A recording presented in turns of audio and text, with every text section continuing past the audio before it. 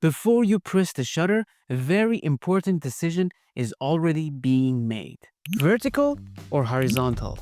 This single choice can completely change the meaning of your image. Part 1. Why framing matters. Most of the time, we rotate the camera and take the picture without really thinking. But framing direction is not just a technical choice. It directly affects emotion, balance, and how the viewer understands the scene. Here you're looking at photos taken from the exact same subject, once vertical, once horizontal. In some of these images, the scene feels incorrect, unbalanced, or disconnected. The objects don't relate to each other clearly. But the moment I rotate the camera and shoot the same scene again, everything changes. The relationships become more clear. The image starts to make sense. That simple rotation is the difference between a weak image and a strong one. If this information is helping you, good news. More help is on the way. Subscribe and learn photography the simplest way possible. Part 2. When to choose vertical. I usually choose vertical when the subject stands alone, or when height and vertical lines dominate the scene. Portraits, tall buildings, isolated objects, or vertical patterns naturally fits this frame. Vertical framing pulls elements closer together. It reduces distractions and often creates a more focused, minimal result. But there's another reason many photographers instinctively choose vertical today: social media. Platforms like Instagram have trained our eyes to consume vertical images and videos every single day. That doesn't mean vertical is always the right choice. It just means it's familiar.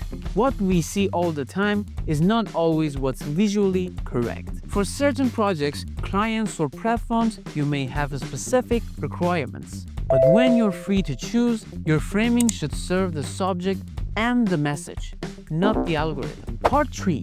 When to choose horizontal. I move toward horizontal framing when I want to show the relationships between people, objects, or elements within a frame. Horizontal frames feel more calm, more stable, and closer to how we naturally see the world. They allow breathing room and make it easier to show context. Leading lines work especially well in horizontal compositions, guiding the viewer through the scene. This is why horizontal framing dominates documentary, street photography, landscapes, and images that include text or writing. Even cinema uses horizontal framing almost exclusively because it shows the connection between the subject and his surroundings more clearly and makes us believe what we are seeing. In these images, I'm not trying to abstract reality. I'm showing it as it unfolds: emotions, gestures, movement, and the relationship between people and place. That's the essence of a street photography: reality without forcing it. Part 4. How to decide. Before taking an image, I consciously rotate my camera, vertical, then horizontal, or the other way around. I ask one simple question: which frame communicates the idea more clearly? This decision happens before pressing the shutter, and the more you practice it, the faster it becomes. Over time, your eyes start composing the image in your mind before you even raise the camera. That's not instinct. That's a trained way of seeing. Part 5. Key takeaways and practice. Vertical framing works best for single subjects, strong vertical lines, and compact scenes. Portraits and high buildings are some of the examples. Horizontal framing works best for multiple elements, relationships, and storytelling. Rotate your camera, compare both frames, feel which one fits. And remember, these are not strict rules. Sometimes breaking these principles create the most powerful images.